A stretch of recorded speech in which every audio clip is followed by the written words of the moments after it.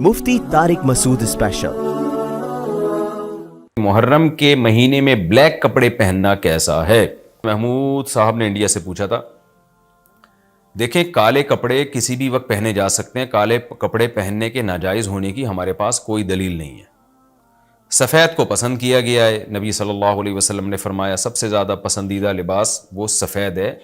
کفنوا فیہا موتاکم، اپنے مردوں کو بھی اسی میں دفن کیا کرو۔ اس لیے سفید لباس کو آپ صلی اللہ علیہ وسلم نے افضل قرار دیا، اس میں پاکیزگی زیادہ ہے۔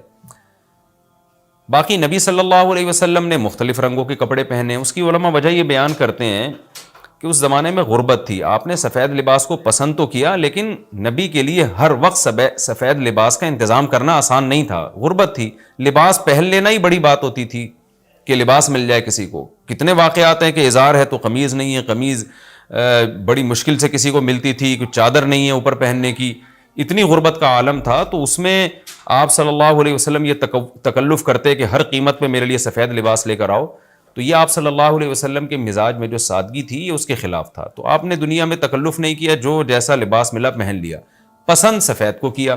لہذا آج کیا ہے کہ آج اللہ نے لوگوں کو مالی وسعتیں دی ہیں، تو جو لوگ سفید لباس کا معمول بنا سکتے ہیں ان کے لیے افضل یہی ہے کہ وہ سفید لباس پہنا کریں، کیونکہ نبی صلی اللہ علیہ وسلم نے ہمیں اس کی ترغیب دی ہے۔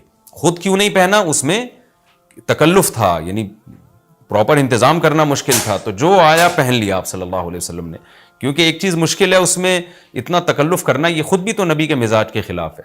تو اس لیے ہم کہتے ہیں کہ بھئی جو ملے پہن لو، لیکن اگر لوگ آج کل تو لباسوں میں تکلف ویسے ہی بہت ہو رہا ہے، تو آپ نے جب سلوانے ہی ہیں، خریدنے ہی ہیں، تو سفید کو ترجیح دیں آپ، اس میں پاکیزگی زیادہ ہے، اس میں طہارت زیادہ ہے۔ آپ سفید لباس کے عادی ہو گئے، آپ سے کلر والا لباس پہنا نہیں جائے گا۔ میں نے تو 15-20 سال میں نے سفید لباس پہنا ہے، تو مجھے پتا ہے کہ پھر کلر والا لباس نہیں پہنا جاتا، سفید میں پاکیزگی اتنی ہے۔ اب میں پہنتا ہوں کلر والا لباس، وہ وجہ اس کی ہے کہ بعض دفعہ گھر والوں کا اصرار ہوتا ہے، بعض دفعہ کیمرے کی ریکوائرمنٹ ہوتی ہے، وہ کیمرہ سفید لباس کو کیچ نہیں کر پا رہا ہوتا، وہ کیمرہ مین کہہ رہا ہوتا ہے بھائی کوئی اور کلر، کوئی اور کپڑے پہن کے وغیرہ وغیرہ۔ تو خیر میرا عمل تو کوئی حجت نہیں ہے، لیکن افضل یہی ہے کہ سفید لباس کو ترجیح دی جائے، پہنا جائے۔ اور علماء صلحاء اکثر عموماً ہم نے دیکھا ہے کہ سفید لباسی کو ترجیح دیتے ہیں، کلر والا بھی جائز ہے لیکن بہتر یہی۔ تو محرم میں بھی سفید ہی ہے، سفر میں بھی سفید ہی ہے، ربیع الاول میں بھی سفید ہے، تو محرم میں سفید کے بالکل الٹ کر لینا، کالا پہن لینا، یہ تو بالکل سفید کے اپوزٹ ہو گیا نا۔ تو ہم یہ نہیں کہہ رہے کہ کالا لباس پہننا ناجائز ہے، لیکن آپ سفید سے اگر آپ نے یو ٹرن لیا بھی تھا تو گرے پہ آ جاتے، گرین پہ آ جاتے، ایک دم آپ بلیک پہ آ گئے، تو بہرحال یہ یعنی کراہت سے خالی نہیں ہے، اس کا معمول بنا لینا۔ تو ناجائز میں نہیں کہہ رہا، تھوڑا سا ناپسندیدہ ہے کہ آپ سنت پر عمل نہیں کر رہے تو سنت کے بالکل اگینسٹ تو نہ جائیں نا آپ، یعنی بالکل ہی کالا پہن لیں تو بالکل اس کے اپوزٹ ہے۔ جائز ہے کالا پہننا بھی، لیکن بہتر بہرحال نہیں ہے۔ اور محرم میں کالا پہننا تو ہماری رائے میں بالکل ناجائز ہے، کیونکہ یہ شیعہ حضرات کی اپنی ایک رائے ہے، ان کی اپنی ایک دلیل ہے، ان کا اپنا ایک کانسیپٹ ہے۔ وہ یہ ہے کہ محرم میں حضرت حسین شہید ہوئے تھے تو ایک بڑے غم کی بات تھی، تو ہم غم منانے کے لیے کالا کپڑا پہنتے ہیں۔ تو ان کا مسلک ہے، وہ جیسے مسلک پہ اپنے عمل کرنا چاہیں وہ اللہ کے سامنے جواب دہ ہوں گے۔ ہم کسی کے مسلک پہ طنز نہیں کر رہے، ہم کوئی فرقہ واریت اور تشدد کی بات کرنا مناسب نہیں ہے، ملکی حالات اس کے متحمل نہیں ہیں۔ لیکن میں اہل سنت والجماعت حضرات سے کہتا ہوں کہ آپ یہ فیصلہ کریں بھائی، آپ یا تو پورے شیعہ ہو جائیں یا پورے سنی ہو جائیں۔ تو اگر آپ اہل سنت والجماعت کو فالو کرتے ہیں، اور اہل سنت والجماعت کے ہاں جو قرآن اور حدیث اور صحابہ یہ حجت ہے، تو ہمیں تو قرآن و حدیث میں کہیں بھی نہیں ملتا کہ غم میں تم کالے کپڑے پہنو یا غموں کو مناؤ۔ قرآن میں کیا ہے؟ الذین اذا اصابتہم مصیبۃ قالوا انا للہ وانا الیہ راجعون۔ اہل ایمان کو جب کوئی مصیبت پہنچتی ہے تو وہ کہتے ہیں ہم اللہ ہی کے لیے ہیں اور ہم نے اللہ ہی کی طرف لوٹ کر جانا ہے، وہ صبر کرتے ہیں۔ حضرت حسین رضی اللہ تعالیٰ عنہ کی شہادت یہ بہت بڑا غم ہے، بہت بڑا غم ہے، لیکن اس غم کو ہر سال منانا، اس کے لیے شرعی دلیل کی ضرورت ہے۔ اہل بیت کی تعلیمات کو فالو کیا جائے گا، آپ کسی کی محبت میں اس کی تعلیمات کو نہیں توڑ سکتے۔ اہل بیت کی بھی یہی تعلیمات ہیں کہ صبر سے کام لینا چاہیے ہمیں، اور غم منانا بھی اگر کسی کا ہونا، جیسے آپ کے والد کا انتقال ہو گیا تو اس میں بھی شریعت آپ کو اجازت نہیں دیتی کہ آپ کالے کپڑے پہنے غم منانے کے لیے، بلکہ اس میں بھی شریعت کیا کہتی ہے کہ غم پہ صبر کریں، جو آنسو آپ روک سکتے ہیں اس کو بہائیں نہیں، اور صبر کریں۔ تو غیر یعنی اختیاری طور پر جو آپ کو رونا آ رہا ہے وہ معاف ہے. تو جب غم پہنچا ہو اس وقت شریعت آپ کو غم کے طور پہ کالے کپڑے پہننے کی اجازت نہیں دے رہی. تو جب غم 1400 سال پرانا ہو اور ہر سال اس تاریخ پہ آپ کو منانے کی شریعت کیسے اجازت دے رہی ہے؟ یہ تو ایک طرح کی برسی ہو گئی نا. نبی صلی اللہ علیہ وسلم کے وفات سے بڑا غم کوئی اس امت کو ہوگا؟ ربیع الاول میں آپ صلی اللہ علیہ وسلم کی وفات ہوئی, لیکن ربیع الاول ہر سال آتا تھا. صحابہ, تابعین, تبع تابعین, خود اہل بیت کیا اس ربیع الاول میں کوئی غم مناتے تھے؟ بالکل بھی نہیں. اس مہینے میں شادیاں بھی کرتے تھے, جو خوشی کی بات ہوتی تھی اس پہ خوشی بھی مناتے تھے. تو ہمیں نہیں ملتا کہ صحابہ, تابعین یا خود اہل بیت نے یا سیدنا حسن اور حسین رضی اللہ عنہما یا سیدنا علی ابن ابی طالب رضی اللہ عنہ کی یہ تعلیمات ہو کہ غم کو ہمیں منانا ہے کالے کپڑے پہن کے یا کسی بھی طریقے سے. کسی بھی طریقے سے اسلام میں غم منانے کی آپ کو اجازت نہیں ہے.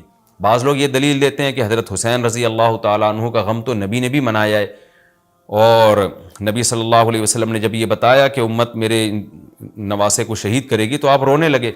دیکھیں, جب نبی کو اطلاع ملی تھی تو آپ غمزدہ ہوئے, تو آپ کا رونا بالکل بجا تھا. تو کسی کو یہ اطلاع ملے کہ فلاں جگہ یہ واقعہ ہو گیا ہے, اس پہ اس کو غم ہوا ہو اور وہ رو لیتا ہے, تو اس میں کوئی حرج نہیں, یہ تو نیچرل ہے.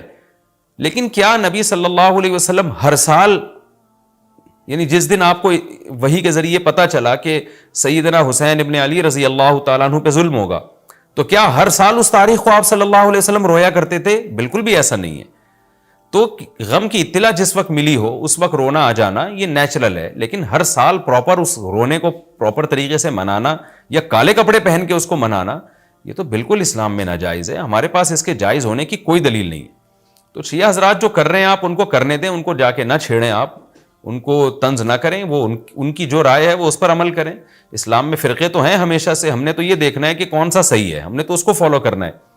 تو جو ہمیں صحیح لگے گا ہم اس کو فالو کریں گے. باقی ہم کسی کے نفرتیں پھیلانے کے بہرحال ہم قائل نہیں ہیں. تو جو وہ کر رہے ہیں آپ ان کو کرنے دیں, لیکن آپ یہ کام ہرگز نہ کریں, کیونکہ ہمارے لیے جو حجت ہے وہ قرآن, حدیث اور اہل بیت اور صحابہ کرام, تو ان کی جو تعلیمات ہیں ہم نے اس کو فالو کرنا ہے. ان کی تعلیمات میں کہیں بھی نہیں ہے, کوئی مستند روایت نہیں ہے کہ غم منانے کے لیے کسی نے کالے کپڑے پہنے ہو. غم منانا ہی جائز نہیں ہے, تو اس کے لیے کالے کپڑے یا کوئی اور کلر پہننا کہاں سے جائز ہو جائے گا؟ تو اس لیے محرم میں نارملی تو کوئی بھی وقت میں آپ کالے کپڑے پہن سکتے ہیں, لیکن محرم میں جب آپ پہنیں گے تو اس میں ایک تائید ہوتی ہے کہ گویا آپ بھی اس بدعت میں ان کی تائید کر رہے ہیں. اور رسول اللہ صلی اللہ علیہ وسلم نے فرمایا, من تشبہ بقوم فہو منہم, جو کسی قوم کی مشابہت اختیار کرتا ہے وہ انہی میں سے ہے. تو اگر آپ چاہتے ہیں کہ آپ کا شمار قیامت میں اہل سنت والجماعت میں نہ ہو, آپ کو شیعہ مسلک ٹھیک لگتا ہے, تو پھر پراپر آپ شیعہ مسلک پراپر پورے طور پر اختیار کریں. آپ آدھا تیتر آدھا بٹیر چلنا تو ٹھیک نہیں ہے نا. اور اگر آپ چاہتے ہیں قیامت میں آپ کا شمار اہل سنت والجماعت میں ہو, تو پھر مکمل اہل سنت والجماعت کو فالو کریں آپ, تو ان کو جو ہے اپنے حال پہ چھوڑ دیں. میں پھر بتا دوں, میں لڑائی جھگڑوں کا قائل نہیں ہوں. شیعہ حضرات آتے ہیں یہاں پہ بیٹھتے ہیں, گپ شپ لگاتے ہیں, چائے پانی بھی چلتا ہے. میرے دوستوں میں بھی ہیں بعض شیعہ حضرات, سلام دعا ہے ان سے, لیکن مذہب پہ بحث نہیں ہوتی. لکم دینکم ولی دین, ہم ان سے کہتے ہیں ٹھیک ہے بھائی آپ اپنے رائے پر عمل کریں, بحث مباحثہ نہ کریں. ہاں, جو سیکھنے کے لیے ہم سے آنا چاہے ہم محبت سے اس کو سمجھائیں گے, جو نہیں آ رہا سیکھنے کے لیے تو پھر ہم اس سے بحث نہیں کرتے. تو لڑائی جھگڑے نہ کریں, لیکن سنی حضرات کو, اہل سنت والجماعت کو, والجماعت کا مطلب کیا ہے؟ ہم حدیث کو بھی مانتے ہیں, والجماعت صحابہ کو بھی مانتے ہیں. تو صحابہ میں اہل بیت بھی داخل ہیں, اہل بیت کے علاوہ بھی صحابہ ہیں. تو کسی کی بھی, ہماری رائے تو یہی ہے کہ کسی کی بھی تعلیمات نہیں, ہمیں تو حدیث میں کچھ بھی نہیں ملتا. تو اللہ کا واسطہ آپ ایک رائے پر عمل کریں. اس لیے محرم میں آپ ان چیزوں کو فوکس نہ کریں. کالے کپڑے پہننا, غم منانا, یہ اسلام کی تعلیمات بالکل بھی نہیں ہے. تو یہ تو میں نے سوال کا جواب دیا کہ محرم میں اسپیسیفک کالے کپڑے اگر آپ پہنیں گے تو یہ ایک بدعت کی تائید ہوگی. تو نبی صلی اللہ علیہ وسلم نے تائید سے منع کیا ہے. مفتی صاحب, آپ نے بیان میں کہا کہ کوا حلال ہے. حدیث میں آتا ہے 4 فاسق جانوروں سے نبی صلی اللہ علیہ وسلم نے منع کیا ہے, ان میں کوا بھی آتا ہے. تو آپ نے کیسے اس کو حلال کہہ دیا؟ یہ ان کا سوال ہے. میں نے عام کوے کو حلال نہیں کہا, میں نے کہا تھا کہ کوے کو اگر باندھ کے رکھا جائے, کچھ دن تک اس کو صاف ستھری غذا کھلائی جائے, دانہ کھلایا جائے, تو ہوتا ہے حلال وہ. اچھا, یہ میں نے مسئلہ جب بتایا تو بعض فتنہ پرست لوگوں نے بھی مذاق اڑایا, اور کمنٹس میں بھی بعض لوگوں نے بڑا مذاق اڑایا ہوا ہے. اور کچھ دن پہلے ایک صاحب آئے لندن سے, کہنے لگے کہ مفتی صاحب کا جب یہ ہم نے بیان سنا اور تو دل بہت بد دل ہو گیا. اور ایک صاحب نے تو یہاں تک کا مذاق اس پہ اڑایا کہ واہ واہ ایک حرام جانور ہے, اسے باندھ کے صاف غذا کھلائیں گے تو وہ حلال ہو جائے گا. یہ بھی کمنٹس میں کسی نے مذاق اڑایا ہوا تھا. تو پہلی بات تو یہ کہ جس حدیث میں کوے کو حرام کہا, وہ فاسق کہا گیا ہے نا, فاسق, تو اس میں صحیح مسلم کے پورے الفاظ ہیں الابقا. پوری جو روایت ہے اس میں وہ غراب جو الابقا ہو, اور ابقا اس غراب کو کہتے ہیں کہ الذی فی ظہرہ او بطنہ بیاض, جس کے پیٹ کی طرف یا پشت کی طرف سفیدی ہو, وہ گندگی کھاتا تھا. تو اس لیے علماء نے لکھا ہے, ابن قدامہ حنبلی رحمہ اللہ تعالیٰ کی آپ مغنی ابن قدامہ اٹھائیں تو انہوں نے لکھا ہے کہ اتفق العلماء علی اخراج الغراب الصغیر الذی یاکل الحب, کہ جو کوا صرف دانہ کھاتا ہے اس کوے کو اس حدیث سے مستثنیٰ کیا گیا ہے. اتفق العلماء, اس پر علماء کا اتفاق ہے, اجماعی مسئلہ ہے یہ. تو اجماع خود ایک حجت ہوتی ہے. تو کوا اپنی وضع کے اعتبار سے ان جانوروں میں سے ہے جو درندے نہیں ہیں. مثال کے طور پر میں اگر کسی سے پوچھوں کہ شتر مرغ کھانے کے حلال ہونے کی کیا دلیل ہے, اس طرح بہت سارے حلال پرندے ہیں جن کا ہمیں حدیث میں تذکرہ نہیں ملتا, لیکن ان کو جائز کیوں کہا جاتا ہے؟ اس لیے کہ وہ حلال پرندوں کی جنس میں سے. حلال پرندے کون سے ہوتے ہیں؟ جو چونچ سے کھاتے ہیں, جو چیر پھاڑ نہیں کرتے, وہ پرندے حلال ہوتے ہیں. تو اور جو درندے ہوتے ہیں جو باقاعدہ اپنے پنجوں سے پکڑتے ہیں, شکار اس طرح سے کرتے ہیں, گوشت خور ہوتے ہیں, تو وہ پرندے حرام ہیں. بالکل جانوروں میں جیسے چوپائے, اب یہ مار خور ایک جانور ہے, ہمیں تو نہیں ملتا حدیث میں اس کے جائز یا ناجائز ہونے کا, لیکن چونکہ انعام میں داخل ہے, گھاس پھوس کھاتا ہے, چرتا ہے, چار ٹانگوں پہ چلتا ہے, اور گھاس پھوس شکار کرنے والے جانوروں میں سے نہیں ہے, تو پوری امت کا اجماع ہے کہ یہ حلال ہے. ایسے ہی پرندوں میں جو کوا ہے نا, وہ چیر پھاڑ نہیں کرتا, وہ پنجوں سے شکار نہیں کرتا, وہ چونچ سے کھاتا ہے. تو اس کے حرام ہونے کی وجہ اس کی گندگی کھانا ہے. اس کی مثال ایسے جیسے صحیح حدیث ہے, رسول اللہ صلی اللہ علیہ وسلم نے جلالہ کے کھانے سے منع کیا. اب جلالہ کس جانور کو کہتے ہیں؟ وہ حلال جانور جو گندگی کھاتا ہو. تو جیسے گائے ہے یا مرغی ہے, اگر یہ مرغی بھی بہت زیادہ گند میں منہ مارنے لگے تو یہ کھانا بھی جائز نہیں ہے, اور اس کی علامت ہے کہ اس کی گوشت میں اسمیل پیدا ہو جائے. تو اس کے بارے میں سب کا اتفاق ہے کہ مرغی کو کم سے کم 3 دن, جو جلالہ مرغی ہو نا, جو ہر وقت گند کھاتی ہے, اس کو کم سے کم 3 دن تک صاف ستھری غذا کھلائی جائے گی. اس کے بعد اس کو ذبح کر کے آپ کھا سکتے ہیں. اور جو گائے ہے یا بیل ہے, جو بڑے جانور ہے, اگر وہ گندگی کھاتے ہوں اور ہر وقت گندگی میں منہ مارتے ہوں, جیسے کہ آپ کراچی میں دیکھ لیں, یہاں پہ جو پورے ریوڑ کچرا کھلا رہے ہوتے ہیں ان کو, ان کے گوشت میں سے اسمیل آ رہی ہوتی ہے, تو اس جانور کا کھانا حلال ہونے کے باوجود جائز نہیں ہے. تو اس کی مدت ہے 40 دن. 40 دن تک آپ اس کو اچھی غذا کھلائیں گے تو پھر وہ کھانا آپ کے لیے حلال ہوگا. تو جس نے مذاق اڑانا ہے تو اس کا بھی مذاق اڑائے کہ یہ کیا بات ہے کہ مرغی کو 3 دن تک, تمام فقہا لکھتے ہیں کہ 3 دن تک اس کو بند کر کے رکھا جائے گا اور پھر حلال چیز کھلائی جائے گی. تو وہ مرغی, کیونکہ اصل وجہ کے اعتبار سے مرغی حلال تھی, گند کھانے کی وجہ سے اس کو ناجائز کہا جا رہا ہے. تو جب گند کھانا چھڑا دیں گے تو ظاہر ہے اس کی کوئی نہ کوئی مدت تو ہوگی نا. تو جب تک گند کھانا اس کو چھڑاتے نہیں ہیں وہ آپ کے لیے جائز نہیں ہوگا. تو یہی اصول کوے پر بھی صادق آتا ہے, اور یہی اصول ہر اس جانور پہ صادق آتا ہے جو گندگی بہت زیادہ کھاتا ہو اور اس کے گوشت میں اسمیل پیدا ہو چکی ہو. تو اپنی اصل وجہ کے اعتبار سے ایک چیز جائز ہوتی ہے, کسی عارضے کی وجہ سے ناجائز ہو جاتی ہے. رہا یہ مسئلہ, لوگ اس پر بھی اعتراض کرتے ہیں کہ پھر کوے کھانا شروع کر دو. تو ہمارے پاس بہت ساری چیزیں کھانے کی دوسری ہیں, ہمیں ضرورت نہیں ہے کہ ہم کووں کو باندھ کے ڈڑبوں میں حلال کھلائیں اور پھر اس کا گوشت کھائیں. حلال بہت سارے اور جانور بھی ہیں, لیکن انسان کو طبی طور پر ان کی طرف میلان نہیں ہوتا, اس لیے کھاتا نہیں ہے. وہ آپ بتائیں, طوطا بھی کھانا حلال ہے, طوطے کے ناجائز ہونے کی ہمارے پاس کوئی دلیل نہیں ہے. لیکن کبھی کسی کو دیکھا آپ نے طوطے کی بریانی پکا کے کھا رہا ہو یا طوطے بنا کے کھا رہا ہو؟ کوئی بھی نہیں کھاتا, اس لیے کہ عام طور پر ان چیزوں کا رواج نہیں ہے. تو ہر حلال چیز کھانے کی ترغیب نہیں ہے شریعت میں. تو طوطا ہے اور کچھ جانور ایسے ہیں جو حلال ہیں لیکن نہ نہیں کھاتے ہم, نہ اس کا ہمارے یہاں رواج ہے, اس سے اس کی طرف انسان کی طبیعت مائل نہیں ہوتی. دیکھیں کمپنی جب نئے جوس لے کر آتی ہے نا مارکیٹ میں, یہ نئی پروڈکٹ کھانے کی, تو پہلے ٹیسٹ گین کرواتی ہے, فری میں بانٹ رہی ہوتی ہے تاکہ لوگوں کو اس کے کھانے کی عادت پڑے. اس کے بعد جب عادت پڑتی ہے تو لوگ کھانا شروع کرتے ہیں. تو بہت سی حلال چیزیں ایسی ہیں جو ہیں حلال لیکن نہیں کھاتے لوگ, اس کو رواج نہیں ہے کھانے کا. تو یہ کوا بھی ایسے ہی ہے. ویسے بھی کوا اتنے گند بلا کھا رہا ہوتا ہے کہ اس کا ویسے بھی ہمارے معاشرے میں رواج نہیں, اور نہ ہی ہو تو اچھا ہے, کیونکہ کوے کو آپ افورڈ نہیں کر سکتے. کوا ماریں گے پوری قوم آپ کے پیچھے پڑ جائے گی کووں کی. تو اور ویسے بھی گندگی کھاتا ہے, مردار کھاتا ہے, چھیچڑے کھا رہا ہوتا ہے سارا دن.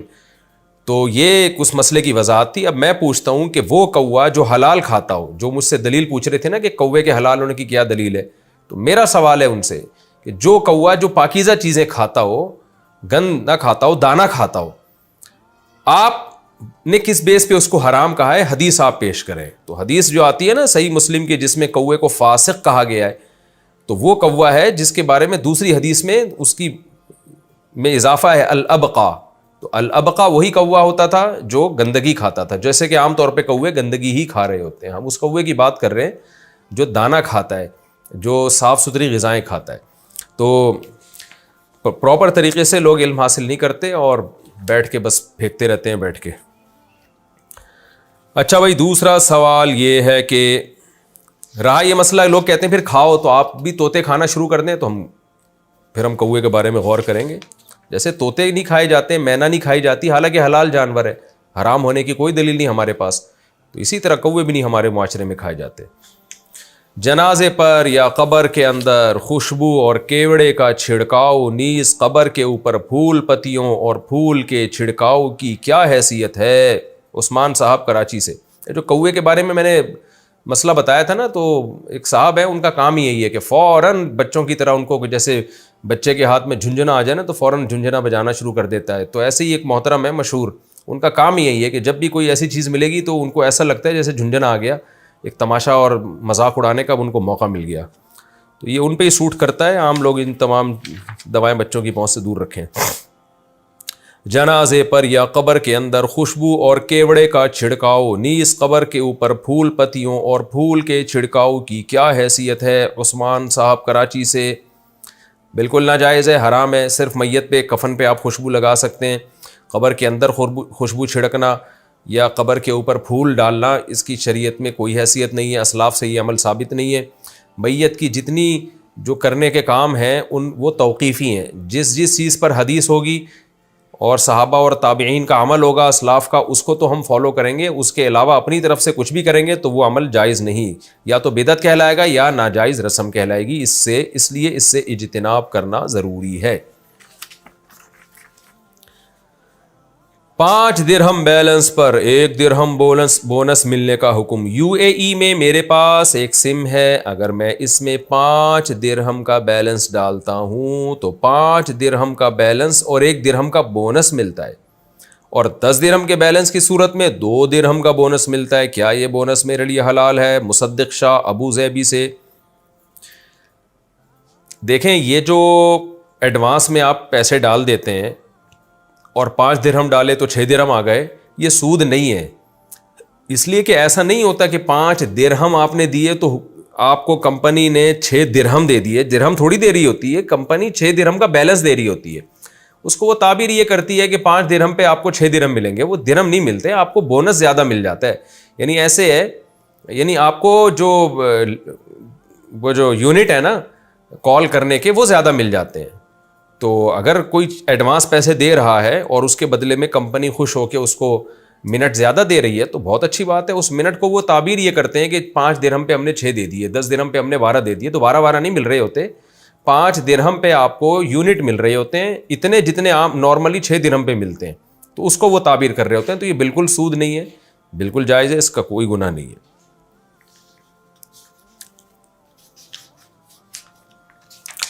اچھا بھائی, پب جی گیم کھیل کر پیسے کمانا کیسا ہے؟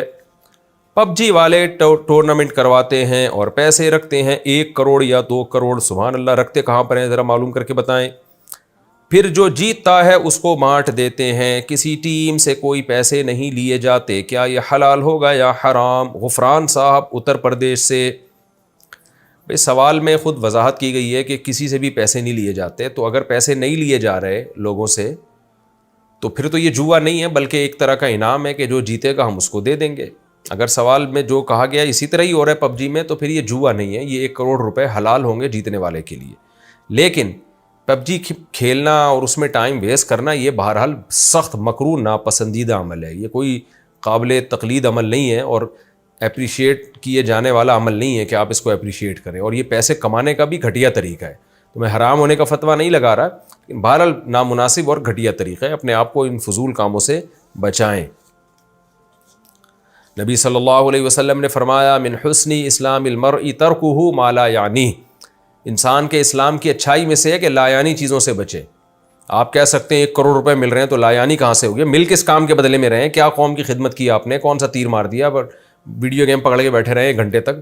تو پیسے کمانے کے بھی کوئی عزت والا طریقہ اختیار کریں، لوگوں کا علاج کریں، یا لوگوں کو کوئی بزنس دیں، یا لوگوں کو کوئی اچھے مشورے دیں، یا کہیں لیکچرار لگ جائیں، یا فوج میں چلے جائیں، یا کوئی لوگوں کا کام کریں، کوئی کارپینٹر بن جائیں، کوئی مزدور بن جائیں، کوئی اچھی خدمت کے بدلے میں پیسے لیں تو وہ پیسہ حلال طیب کہلاتا ہے. یہ ویڈیو گیم کھیل کھیل کے پیسے کمانا یہ کوئی مزیدار کام نہیں ہے، یہ بے برکت والا کام ہے. اچھا بھائی، یہ کچھ پرانے مسائل تھے جن کا میں نے جواب دیا، رہ گئے تھے یہ.